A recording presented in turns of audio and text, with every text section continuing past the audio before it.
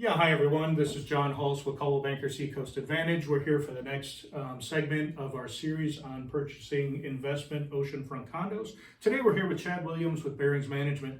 Chad, can you tell us a little bit about the process of what the new owner has to go through when purchasing one and getting it listed for a rental? Sure, John. We have clients come into us at various points in the process. They either already own it and they're looking to switch management companies, or they just start working with you and they start looking. We can pick them up anywhere within the process, but generally what it starts with is there's some paperwork so that I can legally represent you in managing the property. As we fill that out, it outlines the owner responsibilities, outlines responsibilities of what we're going to do. We cover everything from nuts to bolts. We've run project management on a $150,000 pool getting installed to having new floors, wall-to-wall replacement in a condo, depends on what it is. Okay. So we run the full gambit we were doing. Once we get the paperwork started, you also fill out a direct deposit form so we can pay you. Most people are excited about that one.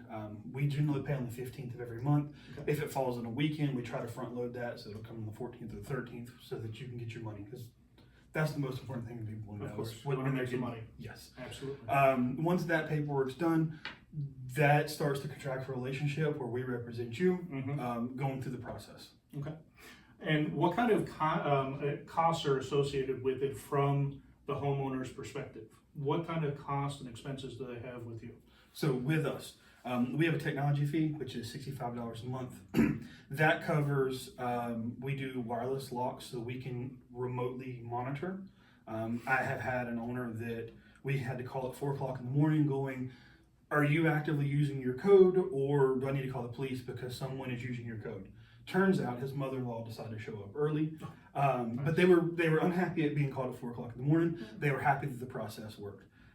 So we have noise aware system on all properties that are 3 bedrooms and larger as well. We've had to call police when people are throwing parties. It doesn't happen all the time, but we have those protections in place because when it does happen, we're there to advocate for the owner and keeping the property safe. The first thing is the property stays safe. Then if the guests can have a good time, that's great. But the owner's equity needs to be preserved at all times. Okay. And so costs that they have, like how do you get paid through the homeowner? So when we rent it, part of the revenue that comes in there, 25% split associated with that. If they come through you, I'll cut them a deal, we'll do 20. Okay. But other than that, it's 25% that come in there. People say, oh, that's high.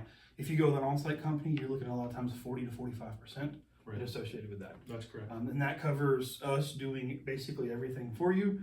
I have owners in California, I have them in Ohio, and all they do is get a paycheck. Nice. Makes it very simple for them. Fantastic. Yes.